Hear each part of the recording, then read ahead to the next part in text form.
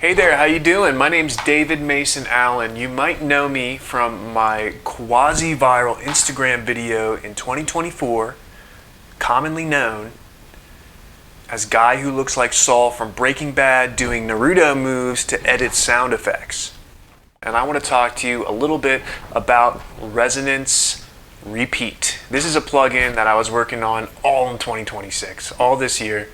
And I'm really happy with the progress that I made in development there.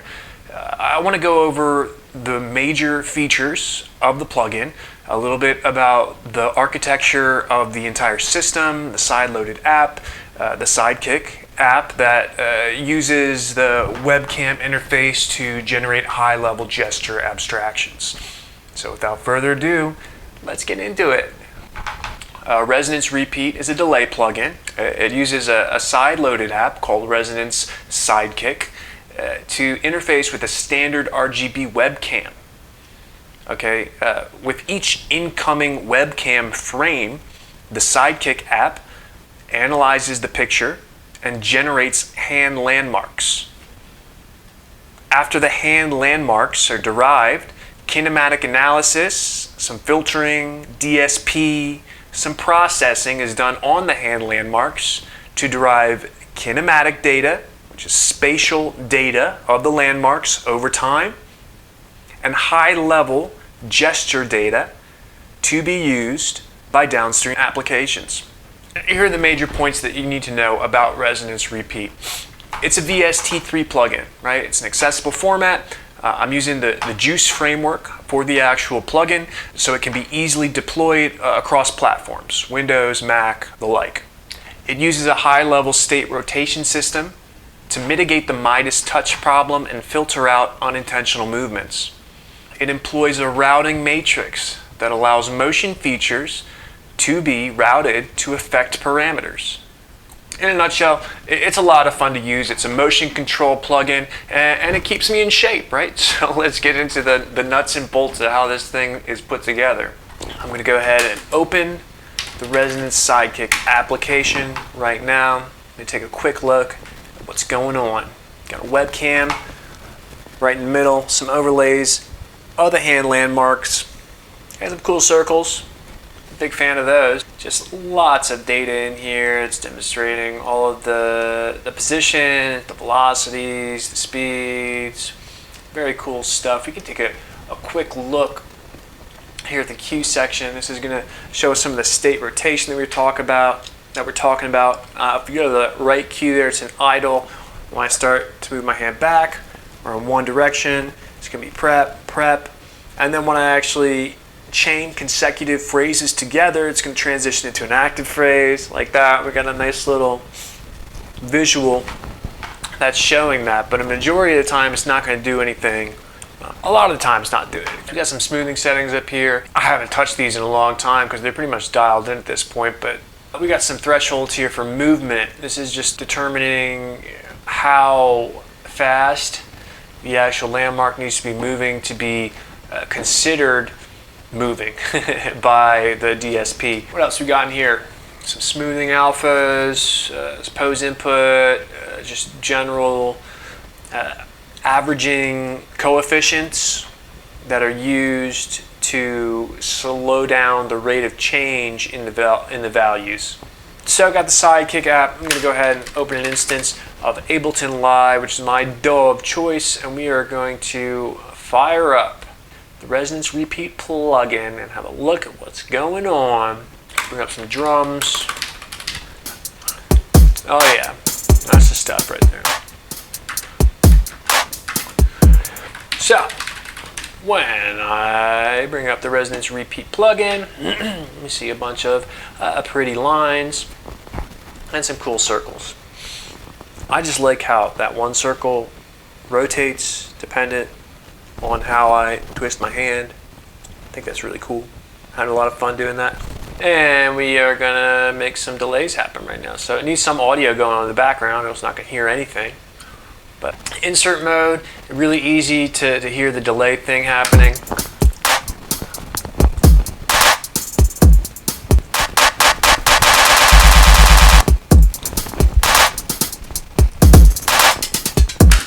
So I just want to talk a little bit about the control constructs real quick. I had this gesture control class, which was recently implemented as well. Basically, it's just a class that shifts focus around from the various control sources. There's a lot of kinematic analysis going on. And in the same way that you need a debounce for a button, if you're not familiar with the mechanics of physical electronic switches, basically there's a tendency when you click it and you unclick it, there's a rebound effect in the actual metal that when it snaps back, kind of bounces, hence the debounce. So in the circuit, you account for that, right? You wire up a capacitor in parallel or something, you create a way to give a time delay towards the next possible use of that control mechanism. So I'm using the same thing with this gesture control class. It's super easy in the code, just making sure everything's clocked, using the current time as my point of reference, and there's just a cooldown counter, right?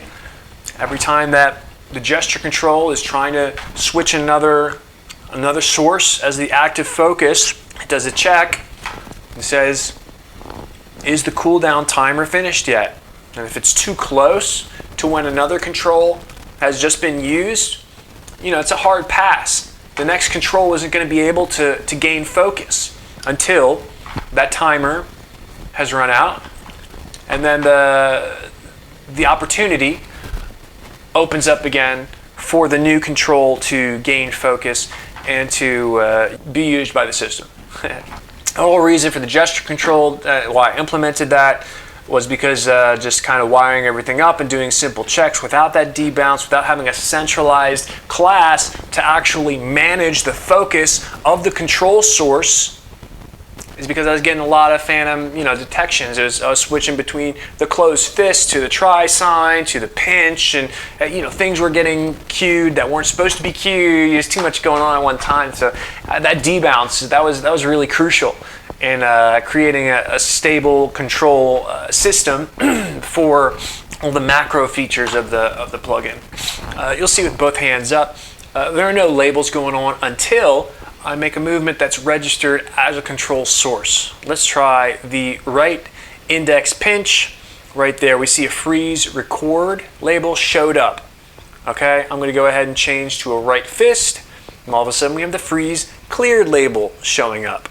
This is mirrored in the Resonance Sidekick app, where you'll see the little hologram circle showing up wherever I have the control focus enabled.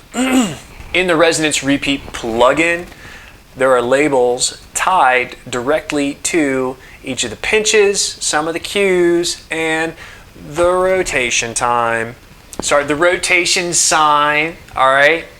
Right now it's set as the freeze time, and down in the bottom quarter of the plugin, you see the rotation is set to repeat. When I use the pinches on my left hand, that's going to change what that rotation sign is going to do.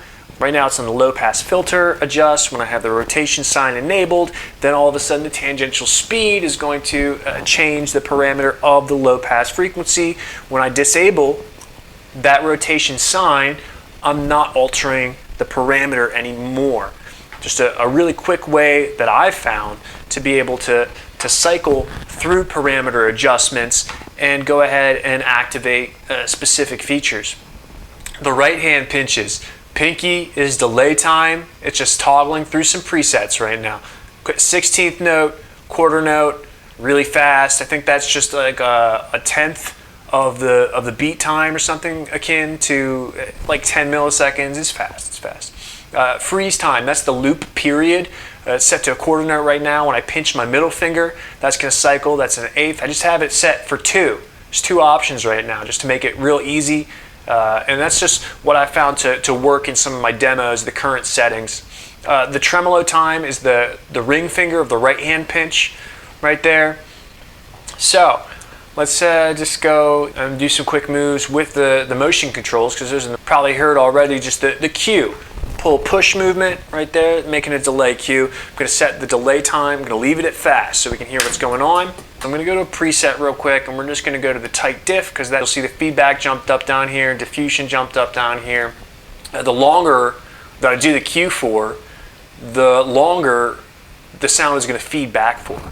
So you see, as I start the cue, feedback starts to rise, and the longer that I hold the cue for, the higher the feedback gets, right? Let's hear that in action.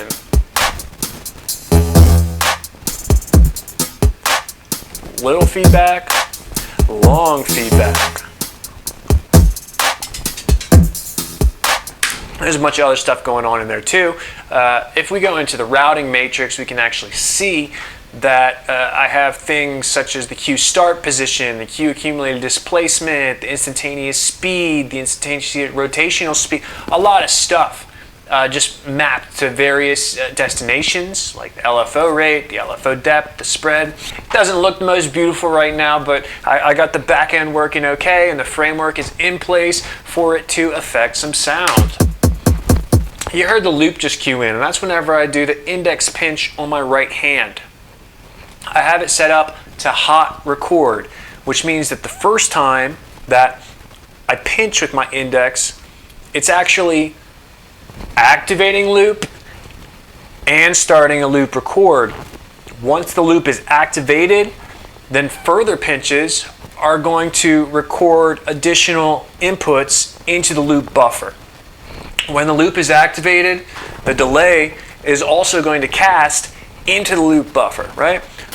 Let's loop it out. And then the right hand fist just clears the loop.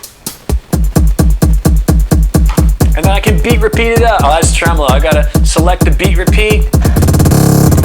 And we're there. So sick. Change the freeze time to an eighth note. Sick.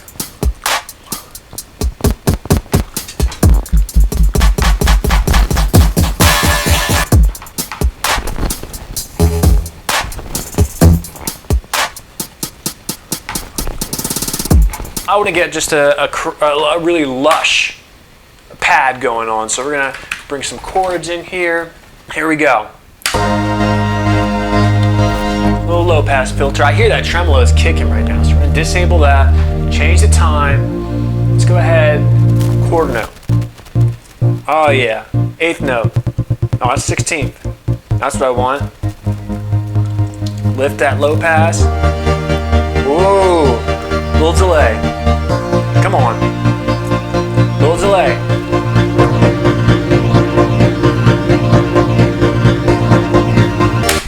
Yeah, just able to blaze through effect manipulations with the speed of 1,000 chariots. Audio DSP.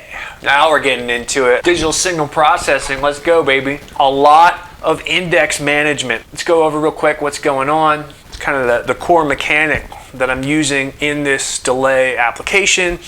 Instead of having the delay always be on and toggling the automation to write new audio to the delay buffer, I'm using the high level state detection to act like a MIDI note, really, where it's picking select moments to write incoming audio to the delay buffer.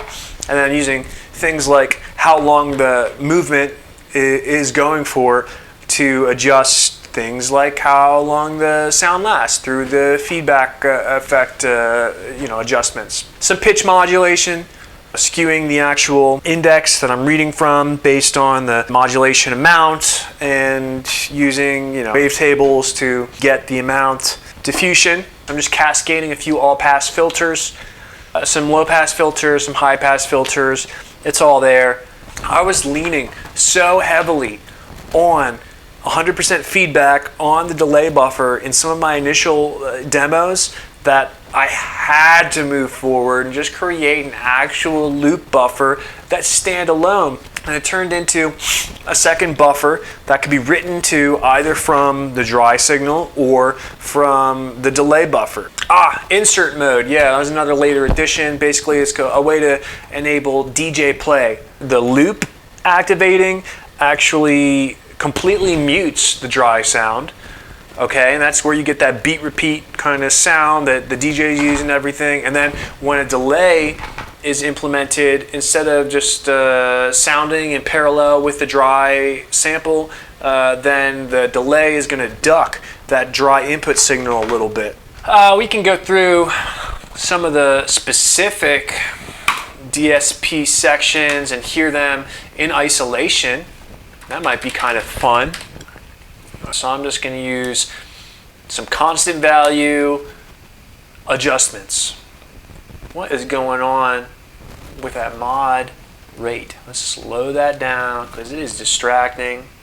That's some of the metering there. You can see there's a little icon revolving around the circle of the right hand. That's showing the modulation rate for the pitch. There's no mod amount right now. If I go ahead and add some, oh no. If I go ahead and add some modulation, like so, we will hear that in more detail.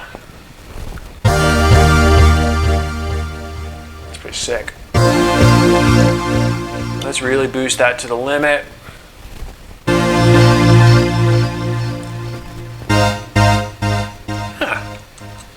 Not hearing it as much because I got this delay throw on. That's gonna give a little bit of the dry sound mixed in there, but it's kind of skewing our perception of the actual modulation at the moment. So we're gonna keep depth turned way up and turn the rate down. Listen to that swimming.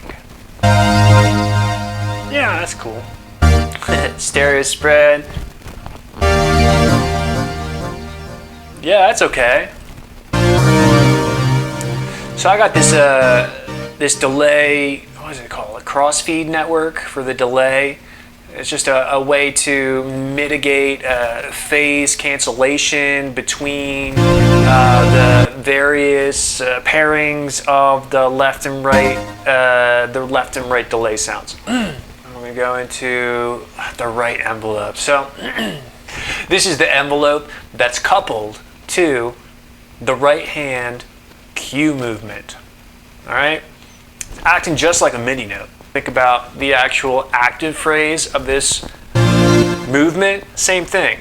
Whenever I have the active phrase of the right hand after the prep phrase, it's just acting like a MIDI note being on. We can adjust this envelope here to change how the MIDI on message, so to speak, is being interpreted by the DSP. We're going to have a slower attack time and a slower release time, and this is really going to draw out the actual write to the delay buffer from the cue active movement.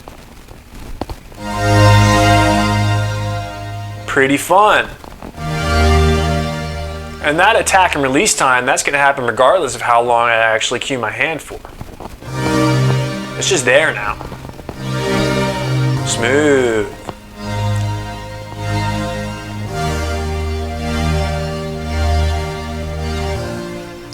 I want to hear some diffusion on this for sure. We're going to add another field, constant value. All right, we're already in here. Let's go ahead and tie that to the diffusion amount. Crank it up. So I'm not hearing that a lot. I'm going to turn the depth of the pitch modulation down. Pretty nice. Turning up the volume. Yeah, okay. Let's add some more diffusion amount. Up here you can see that reflected in the slider. That's the parameter that's being tracked by the APVTS and communicated to the host, right? Add another field, and we're going to change the diffusion timing, which is otherwise known as the width of the diffusion. It has to do with the delay times of the all-pass filters in here.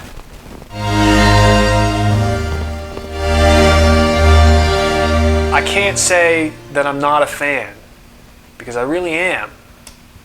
Sam, I am.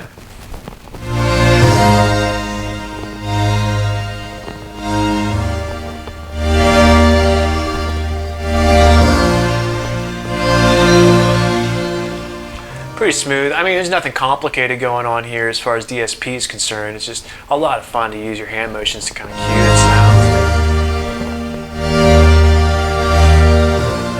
sound. So sick. I'm gonna turn the feedback down, okay?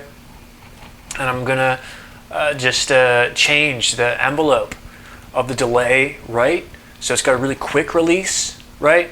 And it's got a really long attack time still, right? And we can add just a little bit of a decay there to a lower than unity level, which is going to give us a sort of effect similar to a compressor kicking in. Timing of the track, 130 beats per minute. It puts the quarter at around 460 milliseconds, which means that 230 is going to be a good spot for that eighth note timing. Ooh, that's so sick. To really exasperate the connection between the hand movement and the audio engagement, I'm going to turn the delay throwback on. This is going to tie a copy of the dry signal to the output of the plugin during the initial cue movement.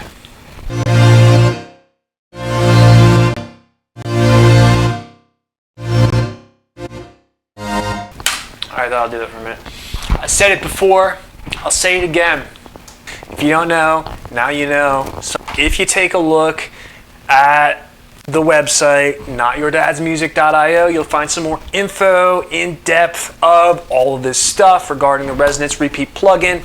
I hope you enjoyed watching this and learning a little bit about the project that I've been spending a lot of time on, and ultimately I hope that you go forth and live your best life. Thanks so much. Till next time.